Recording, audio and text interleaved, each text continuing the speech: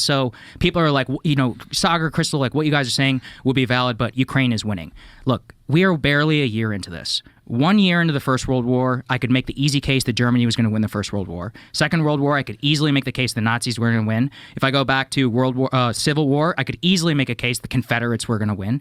All three of those, it didn't happen. Why? Because these things go on for a long time. Like, you have no idea what it is. And one of the reasons that many of those conflicts, first and two, went on and ultimately came to the conclusion they were, was because millions of lives were lost. And the whole point from those conflicts, if you look at the way that people talked, was we have to learn the lesson. We have to learn the lesson. But it's been 75 years, and now this is all a game. This is a tweet that people are saying about Ukraine, but it says real-world consequences for people. That's it. That's it exactly. And the total lack of an ability to have a reasoned debate without just being like smeared as a propagandist is don't read the comments. It is a terrifying moment. And there's a couple things that do give me some heart, which is number one, even though I can't really blame the people who can't understand seeing it another way, because the propaganda that is coming from every network, really almost across the board, is very strong, and it's very hard to avoid that. So I have sympathy for that perspective.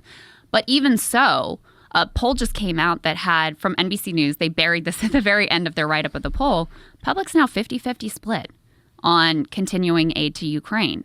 So people are questioning, even though they're being fed so much propaganda.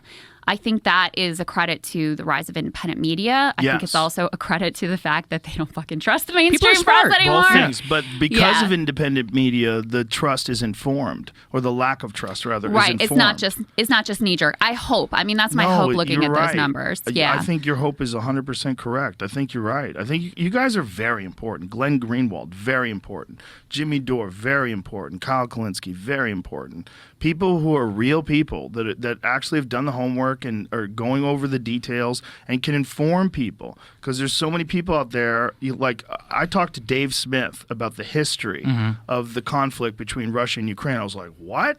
And he informed me about the coup in 2014. I'm like, my God. There's a lot of backstory. And then we played the video on the Colbert Show, the old Colbert Show. Yeah.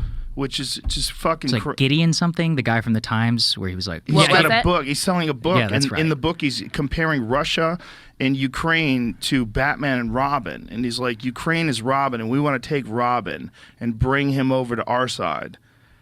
And it's like this open secret. They're just that openly doing talking. This. It's just... There were cables that actually WikiLeaks released. And a friend who's a great journalist, Branko Marcetic, who's been looking at the Ukraine conflict with a critical eye, he sorted through these cables. And he found all of these diplomatic cables from the prior era where you had NATO allies, you had U.S. officials who were all saying, hey, guys, Russia has red lines here with regard to Ukraine.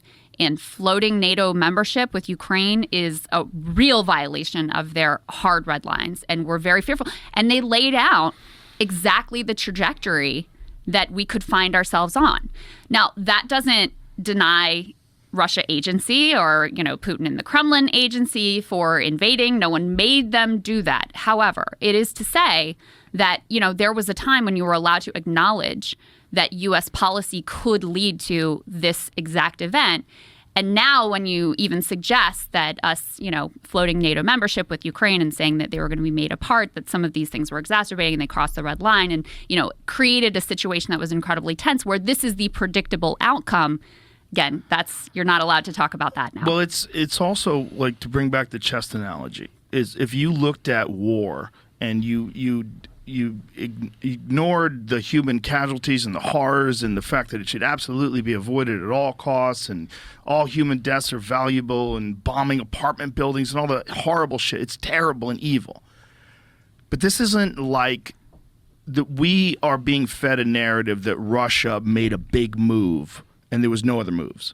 Right. And when we find out about the moving of weapons closer to Russia, the discussion of them joining NATO, and you realize Russia is getting moved on. There's moves.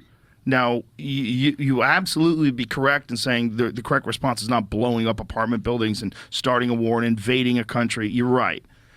But this is not an unprovoked It situation. didn't just come out of nowhere from a Yes. madman. And we're not getting this narrative on television. This is a new time.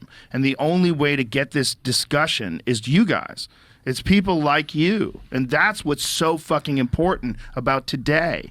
And that's what's so dangerous about censorship. And that's what's so dangerous about these partisan ideas where you're willing to absolutely ignore good points that the other side says, because then you would give them some sort of credit in winning this ideological bullshit game we're all playing. That is so well drives said. me nuts, especially on corruption. You know, you were talking about censorship, but corruption is a great one where everybody wants to talk about Hunter Biden on the right. I would love, listen, we can talk about Hunter Biden all day. We've been covering We it have covered Hunter since Biden day one. extensively. He's a guy who got hooked on drugs. Right. Yes. Okay? And likes to get his dick Right. sucked. Yeah, and who A lot. doesn't? Right. That's not what the problem is. You know, it's just revealing a very corrupt system that everyone wants to ignore. Exactly. Yeah. And then We we were had, like, hey, let's talk about Jared Kushner. And then a lot of people Yeah. on the writers, and I'm like, hey, you know, this guy, it's actually great. They're internal Saudi documents where he asked the Saudi Royal Kingdom Fund or whatever for $1 billion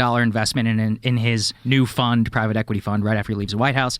The internal emails are like, I don't think this guy's a very good investor. I'm not sure this would be a good use of our capital. And MBS, the Crown Prince, is like, give him the money. They're like, He intervened send him the $1 billion. personally Yeah. to Just get to give Jared this guy his $2 $1 billion.